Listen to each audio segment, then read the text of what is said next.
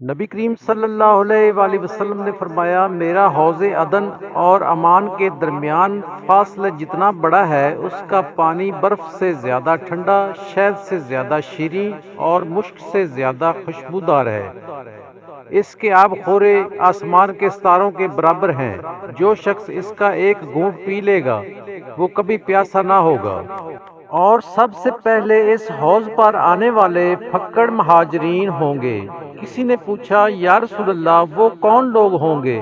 فرمایا، پراگندہ بال، پھنسے ہوئے چہروں اور میلے کچیلے کپڑوں والے، جن کے لیے دنیا میں دروازے نہیں کھولے جاتے۔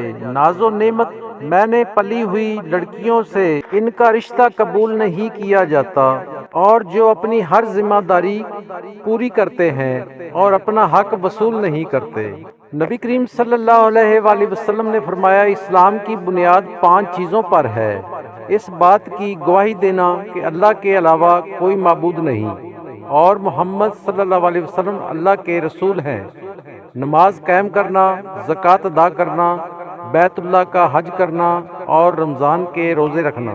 حضرت ابن عمر رضی اللہ تعالیٰ عنہما سے مروی ہے کہ نبی کریم صلی اللہ علیہ وآلہ وسلم جب اپنے بستر پر جا کر لیٹتے تو یوں کہتے کہ اللہ کا شکر ہے جس نے میری کفایت کی، مجھے ٹھکانہ دیا، مجھے کھلایا پلایا، مجھ پر مہربانی اور احسان فرمایا، مجھے دیا اور خوب دیا، ہر حال میں اللہ ہی کا شکر ہے۔